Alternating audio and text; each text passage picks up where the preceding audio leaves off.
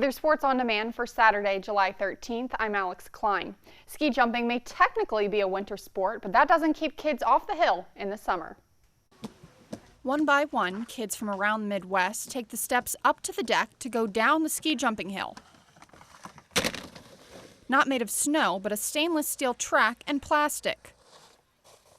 The elements are always in your favor. There's never any work to do on the hills. We turn on the water and go.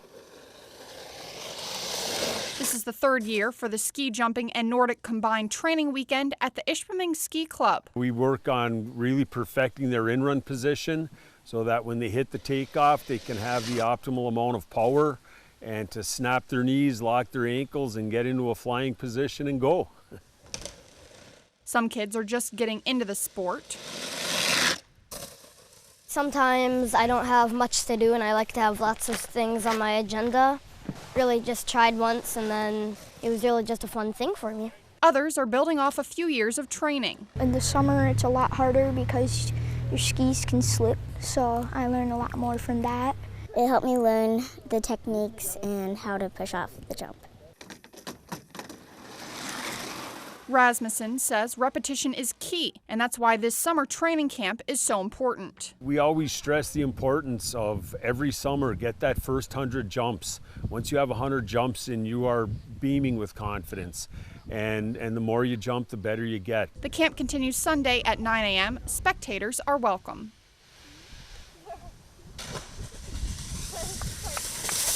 The ESCANABA Country Club is the host for the 93rd Annual Upper Peninsula Ladies Golf Association Championship, but only 40 players entered this year's event. On the 10th hole, a par 4, defending champion Paxton Johnson of the ESCANABA Country Club lobs her second shot towards the green, takes a couple nice bounces, and puts her within 6 or 7 feet of the hole. But the future NMU golfer's birdie putt did not break as much as she thought. Johnson was today's medalist with an 80. Now to Hancock High School's Peyton Doobie. She has a birdie attempt of less than 10 feet, but that would drift to her left. She finished in third with an 84. Now to the par 3 11th, 14-time ECC women's champion and the defending UPLGA senior champion Barb Scott chips to the green, and that ball should have dropped, but the flag stick would not cooperate. Still a great shot by Scott. GLADSTONE's Lori Shea with the uphill putt now. That's good line. And she would actually make par, but it would be barely as this putt goes around the hole and in. But now let's look at the leaderboard. As a defending champion, Johnson is the #1 seed for match play. She also had the lowest round of the day, shooting an 80. Joanne Poncino of Pine Grove was second, just 1 stroke behind. Peyton Doobie was third, shooting an 84. Ontonoggin's Kathy Shamian fourth at 85. And Michelle Mansfield and Barb Scott tied for 5th with an 86.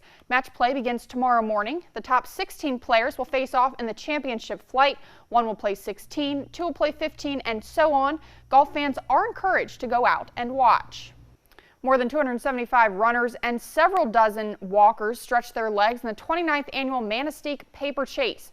Runners had options of a 5 or 10-kilometer course. The start is near downtown and runs along US 2.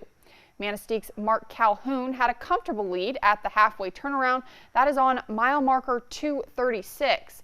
One of the best shots of the day, though, during the race comes near the end as runners go past the Manistee Lighthouse. Calhoun ended up crossing the finish line first in the 10K in a time of 38 minutes, 19.7 seconds. He was 2 minutes and 5.6 seconds ahead of Sherwood, Wisconsin's Greg Ryan. Karen Nelson of Gwinn won the women's 10K, and that happened in 48 minutes, 29.7 seconds. Incredibly enough, she also had a winning margin of 2 minutes, 5.6 seconds over Gwynn's Dana Pelcola. Riley Ho of Fenton, Michigan, and Allie Nagy of Manistee captured the 5-kilometer runs. Major softball state tournament, Gladstone facing host Tecumseh, and the Indians jump out to an early lead. Wendy Catola smokes this ball deep to the right field corner. She would round the bases for a home run, and the home team leads 1-0 after 2 innings. But Gladstone comes back, tied at 1. Runner on third, Riley Giroux plays that ball in play, and that is all she needed to do. She's out at first, but the Braves up 2-1. 5th inning, 2 on for Lauren Sundquist, and she smacks that ball to the outfield Both runners score to make it 4-1, and that would be enough. Montgomery Pepin strikes out 13 on the day, and Gladstone wins the state tournament opener 5-1. Now over to baseball, 9 and 10 minors. ESCANABA defeated Tri-County Friday night 10-zip, and Gladstone took care of them today 8-6. Gladstone advances to the district finals. In 11 and 12 majors, Kingsford blanks Iron Mountain North 11-0. And in American Legion baseball, Marquette gets past NEGAUNEE 5-4, and the Copper Country Flames take care of MENOMINEE 15-4. And in the championship game, tight, but the Blues overtake the Flames 3-1 for the Mid-Penn title. John Jason threw a complete game no-hitter. In the consolation game, NEGAUNEE beats MENOMINEE 12-2. And in Junior American Legion baseball, the Zone 5 UP Championships, ESCANABA takes down MENOMINEE 9-5 in Game 1. Game 2, it was Iron Mountain over ESCANABA 9-5. In Game 3, Gladstone beats MENOMINEE 11-6. And in the final game, Iron Mountain finishes off Marquette 16-2. The Golds finish the tournament with a 3-1 record and are Zone 5 Upper Peninsula champions.